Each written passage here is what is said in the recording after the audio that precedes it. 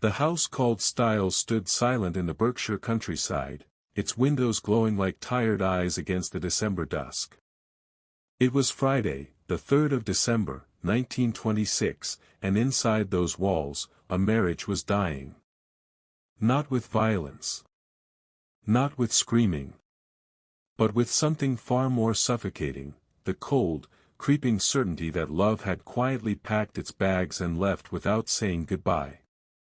Agatha Christie, 36 years old, celebrated author, creator of the brilliant Hercule Poirot, stood at the window of her study, watching darkness swallow the garden. Behind her, the house felt too large, too empty, echoing with all the words that hadn't been spoken.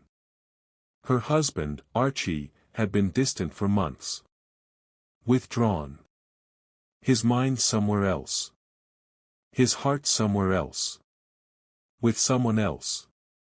Nancy Neal. The name tasted like ash in Agatha's mouth. Younger. Vivacious. Everything Agatha felt she was failing to be. And now, Archie wanted his freedom. He'd said it plainly, without theatrics, as though he were discussing the weather. He wanted a divorce. He wanted to marry Nancy. The queen of crime, who had spun tales of poison and betrayal, of murderers unmasked and justice served, found herself utterly unprepared for the plot twist in her own life. The clock in the hallway chimed 8:30.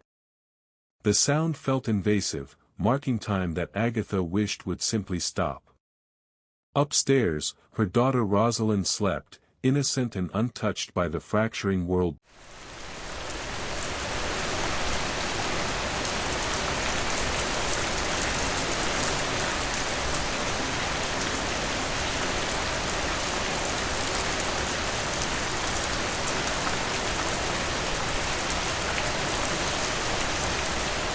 below. 7 years old. Still believing in fairy tales and happy endings. Agatha pressed her forehead against the cold glass. Outside, fog was beginning to roll in from the fields, thick and white, like something from a Gothic novel. How fitting, she thought, that even the weather seemed determined to match the bleakness pressing down on her chest. She couldn't stay here. Not tonight. Not in this house that felt more like a mausoleum than a home. At 9:30, Agatha made her way upstairs, her footsteps soft on the carpeted treads. She paused outside Rosalind's door, then pushed it open gently.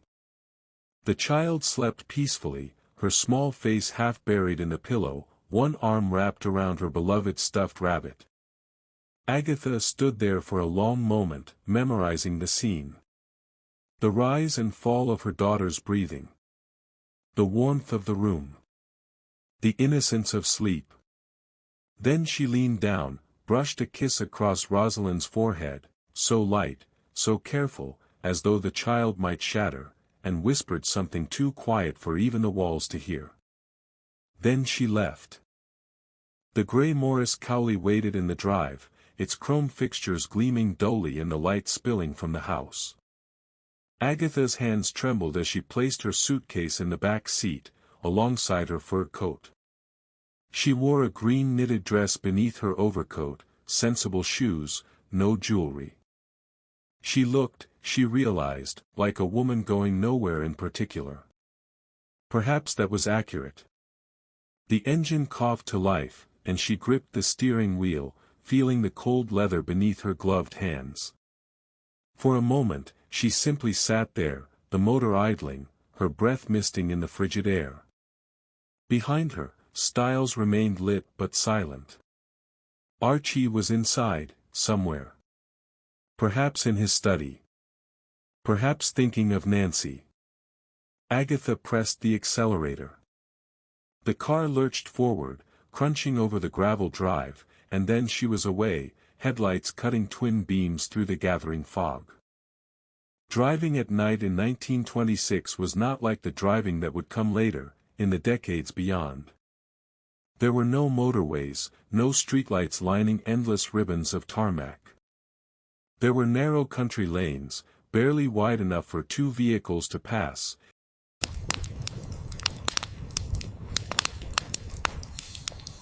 and darkness so complete it felt like driving through a void. The Morris Cowley rattled and hummed, its engine a steady mechanical heartbeat. Agatha kept both hands on the wheel, leaning forward slightly, peering through the windscreen as the fog thickened. It rolled across the road in ghostly waves, reducing her headlights to weak, diffused pools of yellow that revealed the world only a few feet at a time. Trees emerged from the white like skeletal hands reaching. Hedgerows pressed close on either side. Once, a fox darted across the road, eyes flashing green in the headlights before vanishing into the dark. The cold seeped into the car despite her coat. She could feel it in her bones, in her fingertips, in the ache behind her eyes. The heater, such as it was, did little more than blow tepid air that smelled of oil and metal. Where was she going? She didn't know. Not really. Away. That was the only answer that mattered. Away from Archie. Away from Styles. Away from the woman she'd been, the woman who'd failed to keep her husband's love. The road climbed, wound, descended. She passed through sleeping villages, their cottages dark and shuttered. A church steeple rose from the fog like a warning finger. Somewhere, a dog barked, the sound muffled and distant. Time became elastic, meaningless. She drove and drove, the steering wheel vibrating beneath her hands, the engine's rhythm almost hypnotic. Her thoughts spiraled. Memories surfaced unbidden, Archie proposing, years ago, so confident and charming. Their wedding. Rosalind's birth. The war years. The success of her novels. When had it all started to unravel? When had she stopped being enough? The road grew steeper. She was climbing now, winding up toward Newlands Corner, a high point overlooking the Surrey countryside. A beauty spot, they called it. A place where, on clear days, you could see for miles. Tonight, she could barely see the road ahead. Her eyes burned. Her head throbbed. Exhaustion pulled at her like hands dragging her underwater. She should stop. She should turn back. But she didn't. The fog grew denser still, a living thing pressing against the windscreen. The Morris Cowley's headlights seemed to weaken, swallowed by the white. Agatha blinked hard, trying to focus, but the world had become shapeless, directionless. She was driving through cloud, through dream, through the blank page before a story begins. And then. Nothing. Morning broke cold and gray over Newlands Corner. The fog had thinned but not lifted, lingering in patches across the downland like the remnants of a nightmare. Frost glittered on the grass.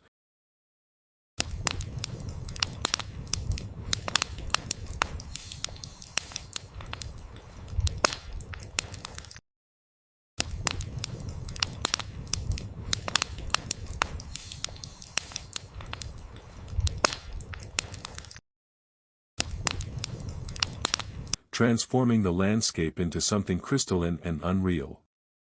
A herd boy, 15 years old, tasked with checking on sheep, made his way along the edge of the chalk pit, his breath steaming in the December air.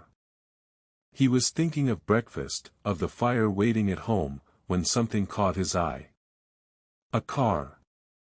He stopped, squinting through the mist. A gray car, its front end buried in a thicket of bushes, teetering at the very edge of the chalk pit. If it had rolled another few feet, it would have plunged over the edge into the white void below. The boy approached slowly, his boots crunching on the frost-stiffened grass. As he drew closer, details emerged. The hood was crumpled, pushed deep into the brambles. The headlights were still on, or had been, before the battery died, leaving the glass lenses dull and lifeless. The driver's door hung slightly ajar, as though someone had pushed it open and simply walked away. He peered inside. The interior smelled of old leather, petrol, and something else, perfume, perhaps, or powder. A lady's scent, faint and fading. On the back seat lay a fur coat, luxurious and carefully folded. Beside it, a suitcase, closed but not locked. On the front seat, a driving license. The boy picked it up with cold stiffened fingers and read the name, Mrs. Agatha Christie. He looked around, suddenly uneasy. The downland stretched away in all directions, empty and silent. No footprints in the frost. No sign of the driver. Nothing but the abandoned car, perched like a question mark above the chalk pit, and the white fog drifting past. The boy ran. By noon, the police had arrived. Inspector Kenward stood beside the Morris Cowley, his hands thrust deep in his overcoat pockets, studying the scene with the careful attention of a man accustomed to puzzles. But this was no ordinary puzzle. The car told a story, but the ending was missing. The headlight suggested the driver had been traveling at night, trying to see through the fog. The position of the vehicle, so close to the edge, suggested speed, or panic, or both. But the carefully folded coat, the packed suitcase, the abandoned driving license, these suggested planning, intention, deliberation. And then there was the identity of the driver. Agatha Christie. The best-selling mystery writer. The woman whose novels had captivated a nation hungry for puzzles and solutions. Now, she was the puzzle. Inspector Kenward walked slowly around the car, his shoes leaving dark prints in the frosted grass. He opened the driver's door wider, leaned in, examined the interior. Everything neat. Everything in its place. Except for the one thing that mattered most. The driver herself. Gone. He straightened, turned to face the vast expanse of downland stretching toward the horizon. A woman couldn't simply vanish. There had to be an explanation. An accident? Had she wandered off, disoriented, injured, lost in the fog? Or something else? He thought of the novels Mrs. Christie wrote.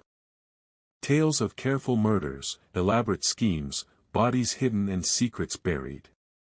Stories where nothing was ever quite what it seemed. The irony was not lost on him. The queen of crime had disappeared. And like one of her own novels, the scene was rich with clues but empty of answers. The fog drifted past, indifferent and silent. Somewhere in England, Agatha Christie was missing. And the mystery had only just begun.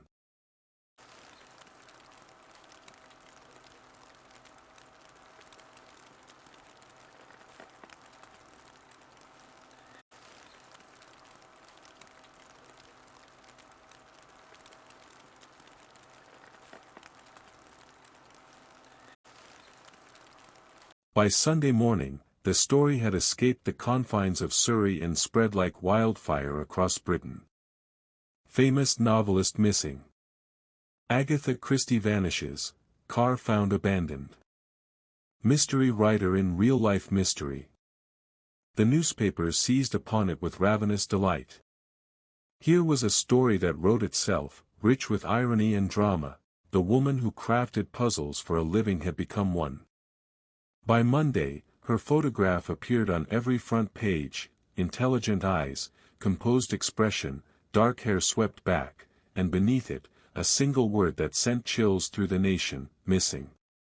The public response was immediate and overwhelming. This was 1926, an era when mystery novels had become the opium of the masses, when country house murders and drawing-room detectives dominated the bestseller lists. Agatha Christie was royalty in this world, second only to Arthur Conan Doyle himself.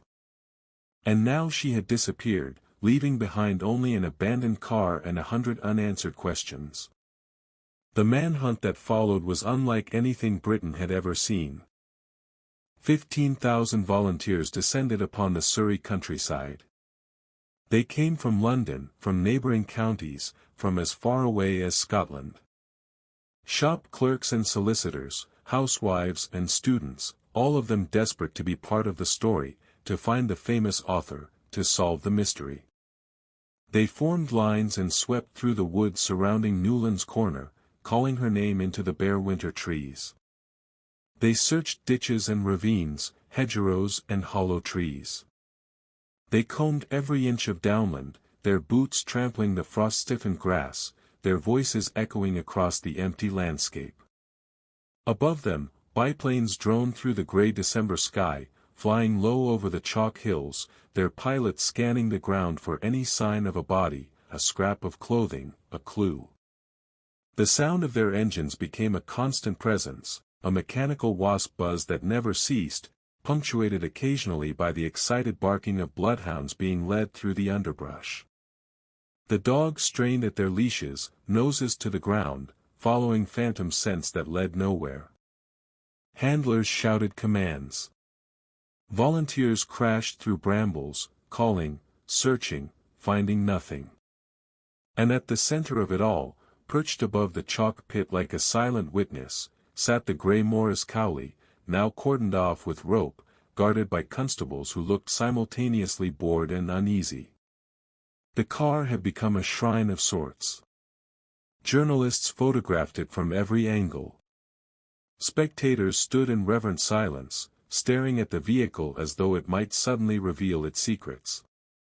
Some claimed they could feel something emanating from it, grief, desperation, tragedy.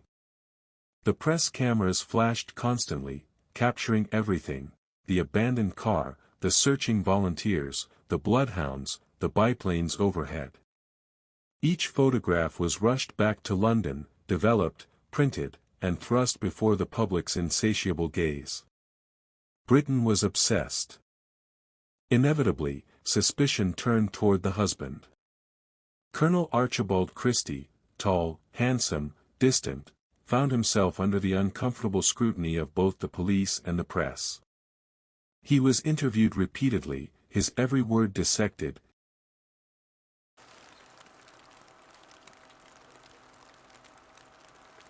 his every expression analyzed. Detective Inspector Kenward sat across from him in the parlor at Styles, notebook open, pencil poised, watching the man with the careful attention of a cat watching a mouse hole. "When did you last see your wife, Colonel Christie?" "Friday evening. Before dinner."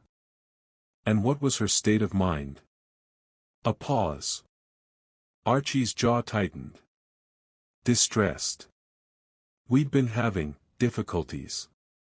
"What sort of difficulties?" Another pause, longer this time. Outside, a crowd of journalists pressed against the gates, cameras ready, waiting for any scrap of information. "Marital difficulties," Archie said finally, his voice flat. "I had asked for a divorce." The room seemed to grow colder. Kenward made a note, his pencil scratching across the paper with a sound like claws on stone. "I see. And Miss Nancy Neal, what is her connection to this situation?" Archie's face hardened. "That's a private matter." "Not when a woman is missing, Colonel." The interviews continued, day after day. Archie remained composed, almost unnervingly so. He answered questions with military precision, offering facts but little emotion. To the watching public, filtered through the sensational lenses of the newspapers, he seemed cold. Calculating. A man with something to hide. And then came the incident that transformed suspicion into something darker. A housemaid reported that Colonel Christie had been seen burning papers in the fireplace at Styles. Not just any papers, letters. Letters that Agatha had left for him before her disappearance. The press exploded with speculation. What was in those letters? Why destroy them? What was he hiding? Kenward confronted him about it directly. "Why did you burn your wife's letters, Colonel?" Archie's composure finally cracked. "They were private. Personal. I didn't want them pawed over." "Misunderstood. You do realize this looks suspicious?" "I don't care how it looks." His voice was sharp now, defensive. "Those letters were between my wife and myself. No one else. But the damage was done. In the court of public opinion,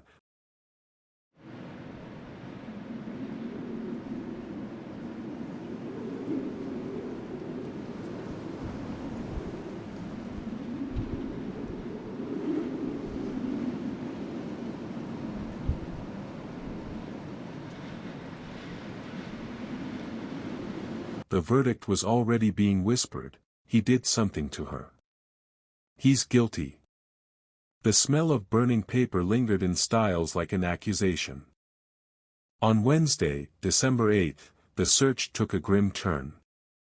The Silent Pool, a dark, legendary lake less than 3 miles from where Agatha's car had been found, became the focus of police attention. It was an eerie place, steeped in local folklore. According to legend, a woodcutter's daughter had drowned there centuries ago, and her ghost still haunted the waters, crying out for her lost innocence. The pool itself lived up to its name. Surrounded by dense woodland, fed by underground springs, its surface was black and perfectly still, reflecting the skeletal trees above like a mirror to some netherworld. The police believed a body might be hidden in its depths. Dragging operations began at dawn. A crowd gathered to watch, morbidly fascinated. Constables worked from boats, lowering weighted nets and grappling hooks into the cold water. The nets broke the surface with heavy splashes, sending ripples across the black glass, then descended into darkness. Pull. Lift. Check. Lower. Pull again. The sound of the operation was rhythmic, mechanical, relentless. The creak of ropes. The splash of nets entering water. The metallic clang of grappling hooks against the gunnels. And beneath it all, the oppressive silence of the pool itself, as though the water was holding its breath. Journalists lined the banks, cameras ready. Every time the nets rose, dripping and heavy, they surged forward, hoping for, dreading, what might be tangled in the mesh. But hour after hour, the nets came up empty. Weeds. Mud. Branches. Nothing human. The crowds grew larger as word spread. People came with picnic baskets, as though watching the search for a dead woman was a form of entertainment. Children ran between the trees, playing. Vendors appeared, selling hot chestnuts and tea from thermoses. It was macabre. It was grotesque. It was utterly human. By evening, the silent pool had yielded nothing but debris and disappointment. The water returned to its unsettling stillness, keeping whatever secrets it held. Agatha Christie was not in the pool. So where was she? Arthur Conan Doyle stood in his study at Windlesham Manor, holding one of Agatha Christie's gloves. The creator of Sherlock Holmes, 77 years old, white-mustached, still imposing despite his age, turned the glove over in his hands, studying it with an expression that was part curiosity, part melancholy. The glove had been provided to him by Agatha's family, who were desperate enough to accept help from any quarter, even unconventional ones. The irony of the situation would have been amusing if it weren't so tragic. Here he was, the man who had given the world its greatest fictional detective, a champion of pure logic and deduction, and he was resorting to the occult. But Conan Doyle's relationship with Sherlock Holmes had always been complicated. While his creation solved mysteries through observation and reason, Conan Doyle himself had long since turned to spiritualism, convinced that the answers to life's greatest questions lay not in logic but in the supernatural. He'd lost his son in the war. He'd lost friends, family.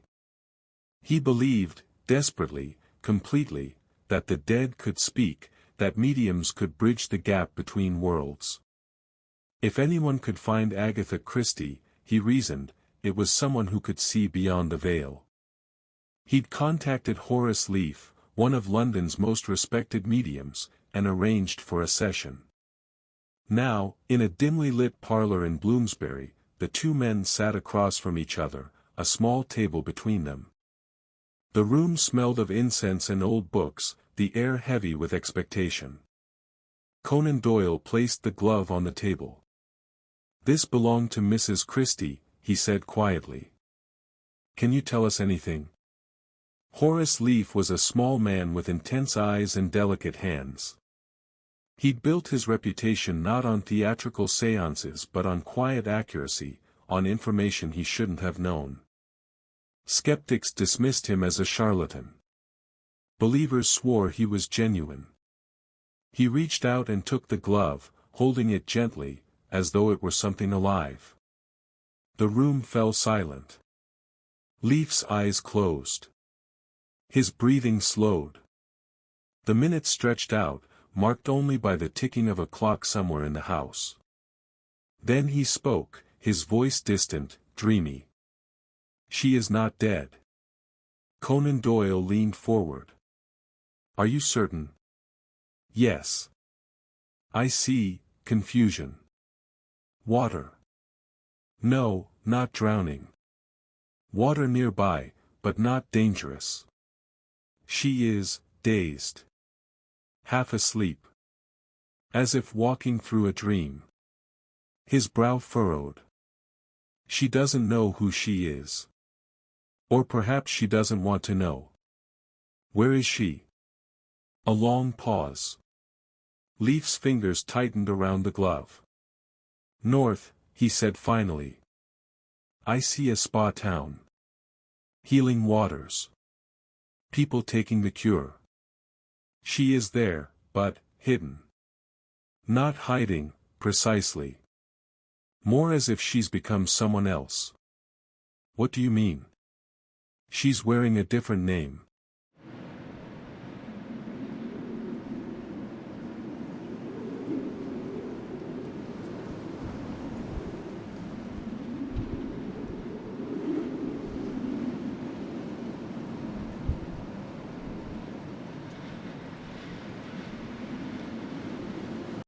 A different life.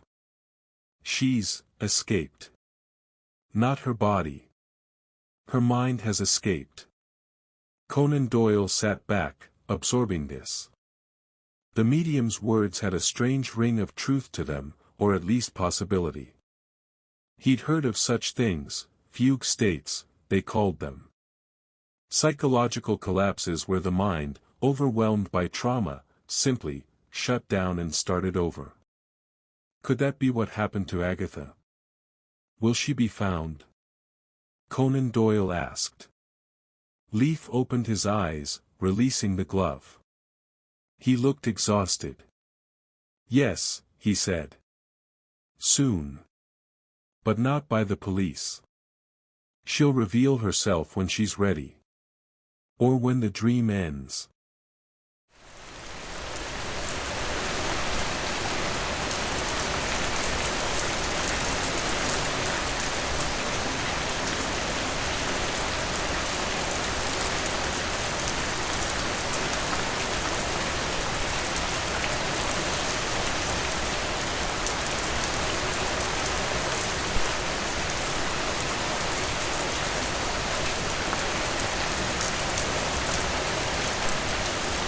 The woman who called herself Mrs. Teresa Neal settled into life at the Swan Hydro Hotel with remarkable ease. Each morning, she descended for breakfast at 8 o'clock sharp, dressed impeccably in a different outfit each day, tailored suits, silk blouses, tasteful jewelry. She took her meals in the grand dining room, sitting alone at first, but soon she was joined by other guests, drawn to her easy charm and cultivated conversation. She was, by all accounts, delightful company. She spoke of Cape Town, the place she claimed as home, with vague but convincing detail. The heat. The mountains. The peculiar light. She had the practiced manner of someone accustomed to being believed, to moving through the world without questions. No one questioned her. Why would they? The Swan Hydro Hotel catered to a certain class of person, the refined, the respectable, the weary well-to-do seeking the restorative properties of Harrogate sulphurous springs. Mrs. Neal fit perfectly. She was one of them. But there was something underneath. Something not quite right. The other guests couldn't have articulated it, but they felt it nonetheless, a sense that Mrs. Neal was both present and absent, engaged yet distant, as though she were playing a role in a production whose script only she could see. She smiled at the right moments. Laughed at appropriate times. But her eyes remained elsewhere, focused on something just beyond the visible world. The name itself was the first clue, though no one at the hotel knew it. Teresa Neal. Neal. The surname of the woman who had stolen her husband. The woman Archie Christie wanted to marry. The woman who represented everything Agatha was not: young, carefree, uncomplicated. Had she chosen it deliberately? A subconscious accusation? A cry for help disguised as a taunt? Or had her fractured mind simply reached for the name that haunted her waking thoughts, the name that had become synonymous with loss,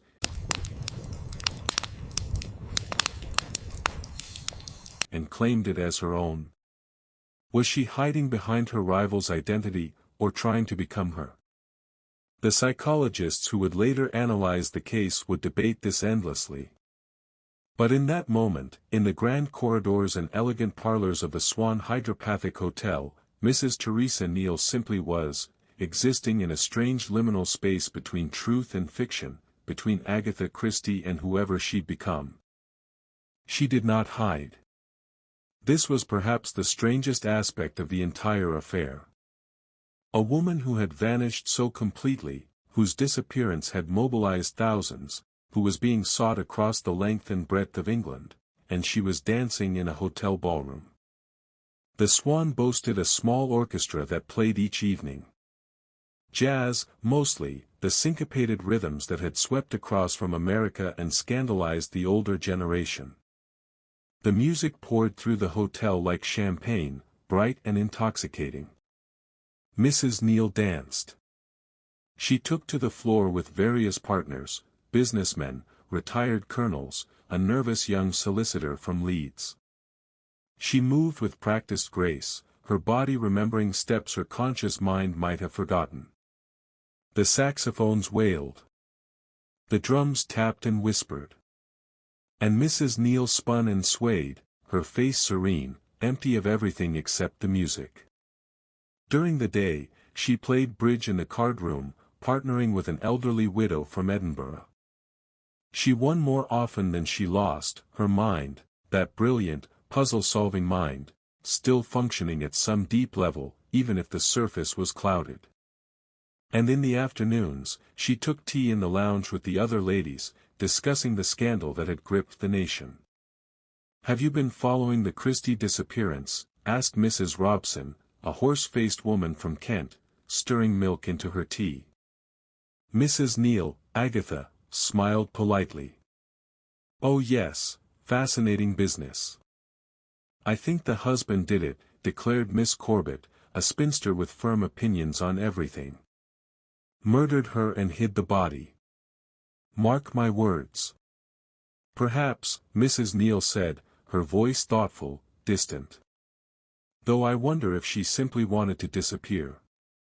Sometimes people need to escape themselves, don't they?" The other women looked at her strangely. "What an odd thing to say," Mrs. Robson murmured. Mrs. Neal sipped her tea, gazing out the window at the grey Yorkshire landscape. "Is it? I think we all have moments when we wish we could step out of our lives and into someone else's. Just for a while." The conversation moved on, but the words lingered in the air like smoke. She discussed her own disappearance with strangers, speculating about clues, offering theories. The irony was so sharp it could cut glass. Was she aware of what she was doing? Did some part of her mind know? Or had Agatha Christie truly vanished, leaving behind only Teresa Neal, this pleasant woman from Cape Town who knew nothing of abandoned cars and chalk pits and manhunts? The line between performance and madness had become impossible to locate. Bob Tappan noticed her on Tuesday, December 14th.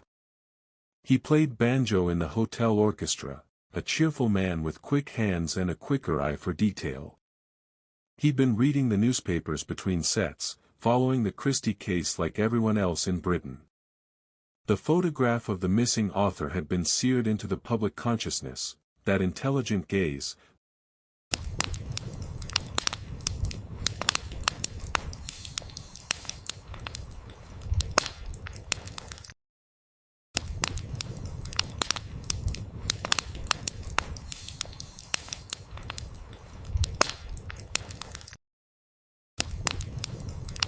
the distinctive features, the composed expression. During the dinner service, as the orchestra played and guests dined and danced, Tappan found his attention drawn to a woman sitting alone near the window.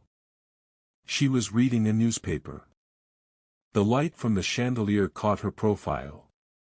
Tappan froze mid-chord. He nudged his fellow musician, a violinist named Marcus who was sawing away at "Ain't She Sweet?" Marcus. That woman. By the window. What about her? Look at her face. Really look. Marcus glanced over, then did a double-take. The bow scraped across the strings, producing a discordant squeal. Several diners looked up, annoyed. "Bloody hell," Marcus whispered. "Is that?" "I think so." They compared her face to the photograph in the newspaper during their break. The resemblance was unmistakable. The same nose, the same jawline, the same intelligent eyes, though something in those eyes seemed different now. Emptier.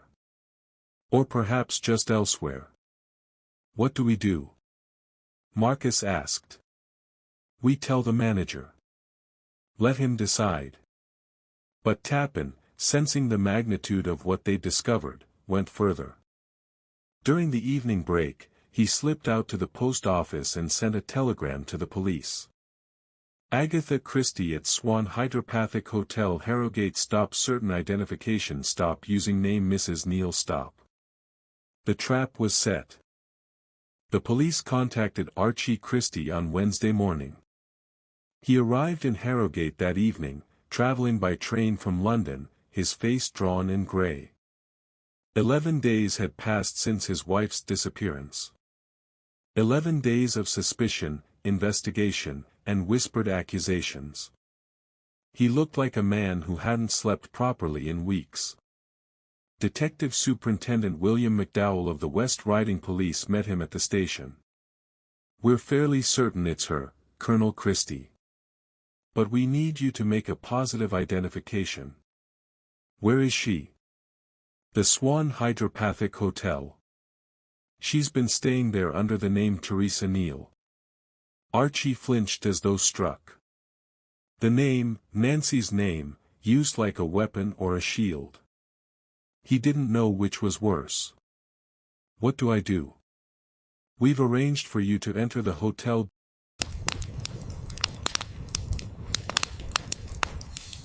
dining room during dinner service. She'll be there. You'll walk in as though you're just another guest. When you see her, make the identification, and we'll handle the rest." "And if she doesn't recognize me?" McDowell's expression softened slightly. "We'll cross that bridge if we come to it, sir." The dining room of the Swan Hydro Hotel glittered under crystal chandeliers. White tablecloths, silver cutlery, the gentle murmur of polite conversation. The orchestra played something soft and forgettable. The scent of roasted meat and expensive wine hung in the air. Mrs. Teresa Neal sat at her usual table, a book open before her, one of the newspapers, actually, folded to an article about herself. She read with detached interest, occasionally sipping from a glass of claret. The dining room doors opened. Archie Christie walked in. He was dressed in a dark suit, his military bearing evident despite his obvious exhaustion. He paused just inside the doorway, scanning the room. His eyes found her almost immediately. For a long moment, he simply stared. She looked up from her newspaper. Their eyes met. And in that meeting, something passed between them, or perhaps something failed to pass.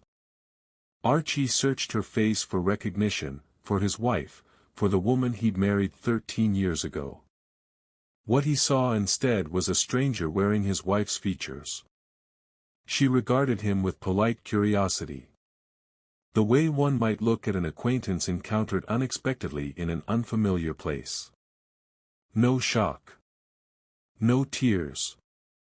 No joy or relief or anger. Just blankness. "Agatha," he said, his voice carrying across the dining room. Conversation stopped. Heads turned. The orchestra faltered and fell silent. She tilted her head slightly, her expression unchanged. "I'm sorry, do we know each other?" The words fell like stones into still water. Archie crossed the room, aware of dozens of eyes tracking his progress. He stopped beside her table, his hands clenched at his sides. "It's me. Archie. Your husband." She studied him as though solving a puzzle. Then, slowly, something flickered behind her eyes. Recognition? Or just performance? "Archie," she repeated, testing the name. "Yes. Of course. How strange." "Strange?"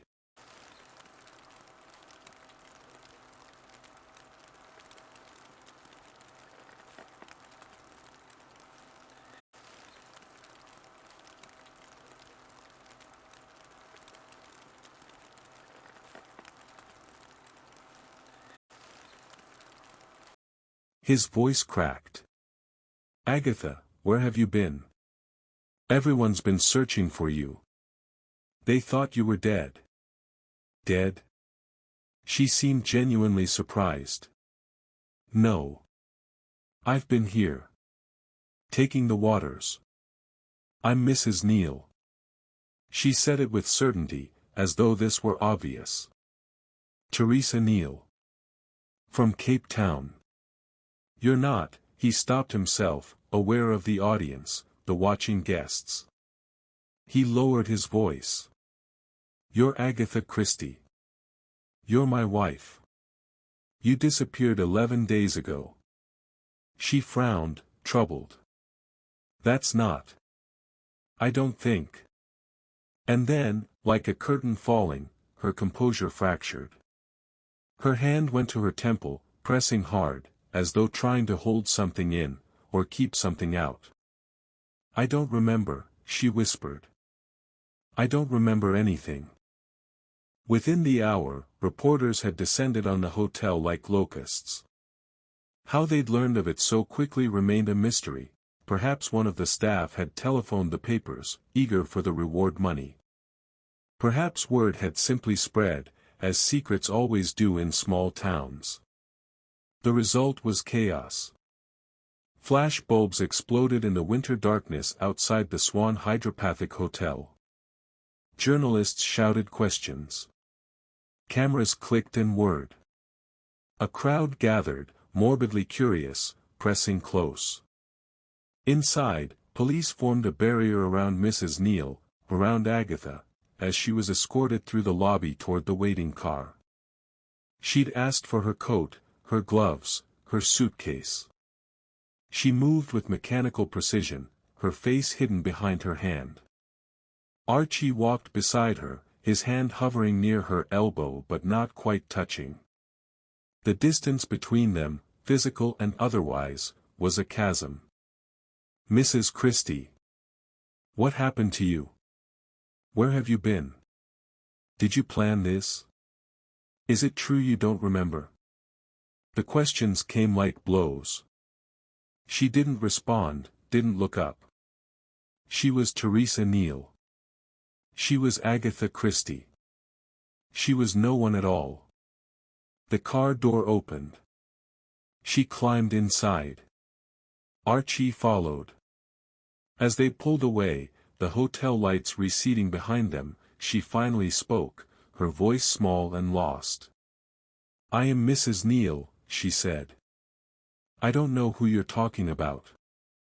I don't know who Agatha Christie is." Archie stared at her, this stranger with his wife's face, and said nothing. The mystery, it seemed, was far from solved. If anything, it had only deepened.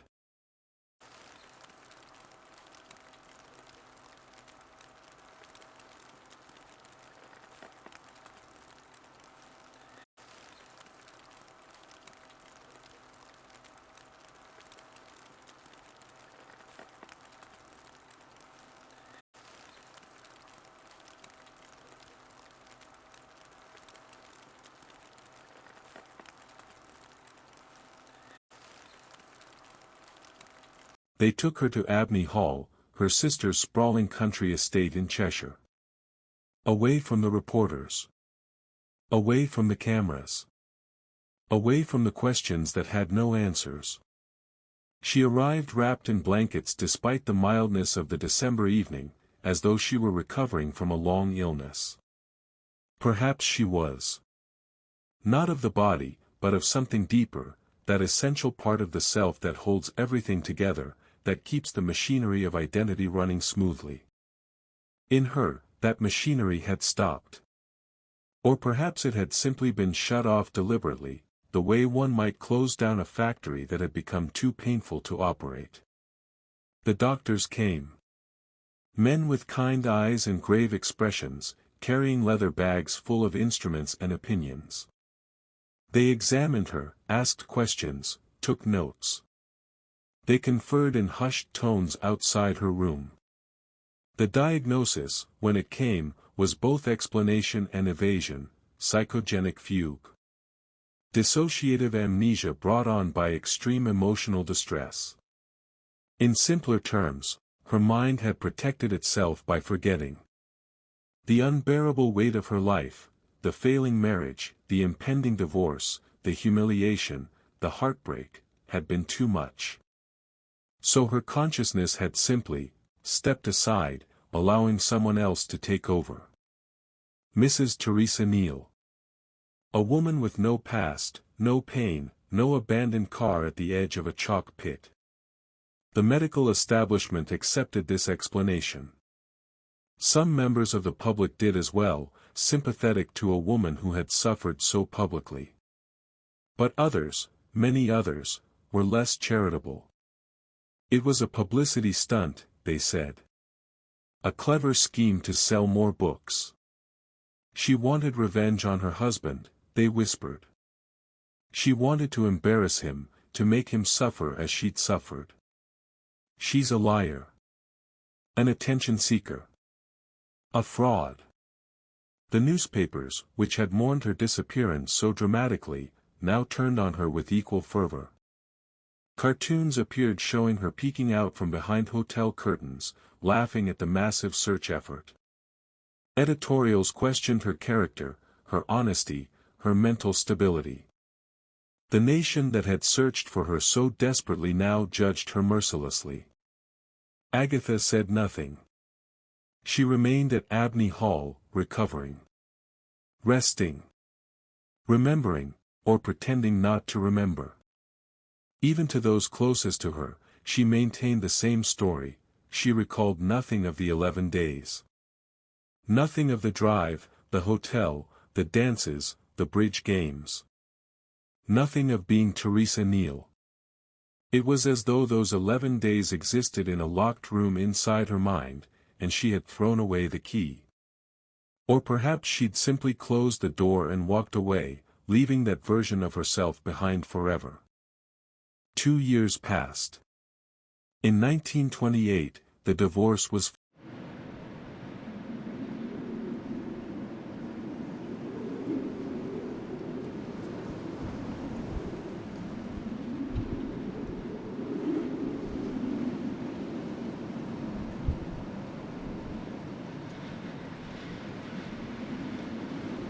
finalized. Archie Christie married Nancy Neal in a quiet ceremony, far from the public eye that had scrutinized his every move during Agatha's disappearance. They built a life together, conventional and unremarkable, the life he'd wanted all along. Agatha was left with her daughter, her career, and a name that would forever be associated with the most famous unsolved mystery of its era. She could have retreated. Hidden. Allowed the scandal to define and diminish her. Instead, she did something extraordinary. She bought a ticket on the Orient Express. The train waited at Calais, its dark blue carriages gleaming under the station lights, steam rising from beneath its wheels like breath in the cold autumn air. The Orient Express, symbol of glamour, adventure, and escape. The most famous train in the world, carrying passengers from the grey realities of Europe into the exotic mysteries of the East. Agatha stood on the platform, a single trunk beside her, dressed in a practical traveling suit and good walking shoes. She was 38 years old. Divorced. Infamous. Free. She boarded alone. The compartment was small but luxurious, polished wood, brass fixtures, a bed that folded down from the wall. Through the window, she watched France slide past, fields and villages, forests and rivers, the landscape gradually transforming as the train carried her south and east. Through Switzerland, where snow clung to the mountains and the air grew thin and crystalline. Through Italy, where autumn light turned everything golden.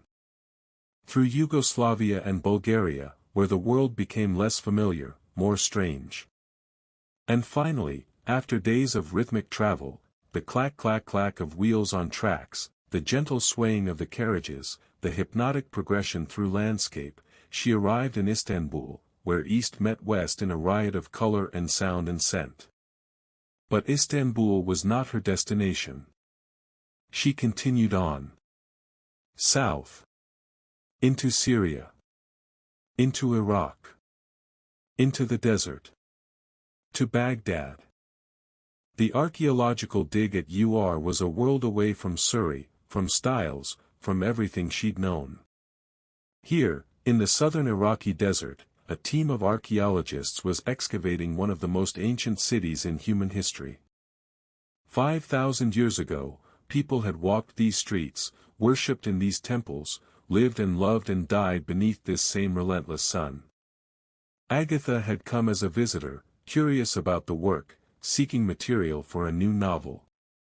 She'd always been fascinated by ancient civilizations, by puzzles buried in sand and time. What she found instead was Max Mallowan. He was 26 years old, 14 years her junior.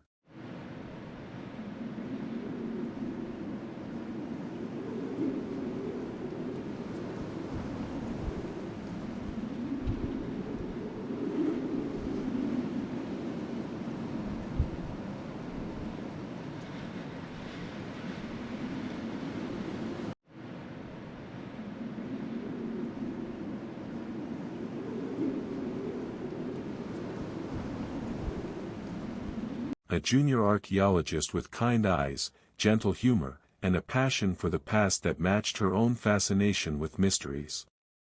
He showed her the dig site, explaining the painstaking work of excavation, the thrill of discovery, the patience required to uncover history layer by layer. They talked for hours. Days. Weeks. He didn't care about the scandal. Didn't judge her for the 11 missing days or the tabloid headlines or the public speculation. To him, she was simply Agatha, brilliant, curious, alive. And she, in turn, discovered something she'd thought was lost forever, the possibility of being loved not despite her complexity, but because of it. They married in 1930, in a quiet ceremony in Edinburgh. Years later, she would quip, in that dry, self-deprecating way of hers, "An archaeologist is the best husband a woman can have. The older she gets, the more interested he is in her." But beneath the humor was truth. Max saw her. All of her. The broken parts and the brilliant parts, the wounded woman and the triumphant survivor. And he loved her completely. They traveled together for decades, to Syria, Iraq, Iran. She wrote at excavation sites, typing out her novels in tents while sandstorms raged outside. She photographed artifacts, helped with cataloging, lived a life she could never have imagined during those dark days at Styles. She became, improbably, happy. But of the 11 missing days, she never spoke. Not to Max. Not to Rosalind. Not to journalists who asked, repeatedly, over the decades. Not in her autobiography, where she chronicled her life in meticulous detail, except for those days, which she passed over in silence, as though they'd never happened. "I have nothing to say about it," she would reply when pressed. "It's over. It's done." Theories proliferated. Books were written. Films were made. Everyone had an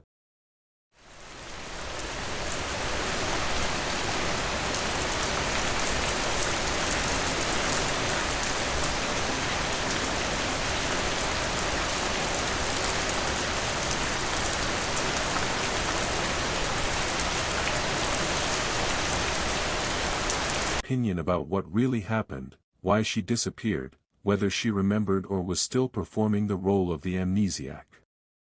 But Agatha kept her silence. Perhaps she truly didn't remember, the mind can be merciful in its forgetting. Perhaps she remembered everything and chose to keep it private, the last mystery she would never solve for her readers. Perhaps the truth was somewhere in between, neither wholly lost nor wholly retained. It didn't matter. She had survived. She had rebuilt. She had become not just Agatha Christie the missing woman, but Agatha Christie the most successful novelist of all time. She had transformed her pain into art, her mystery into a legacy. The 11 days were hers alone. And she would carry them, locked safely away, until the end.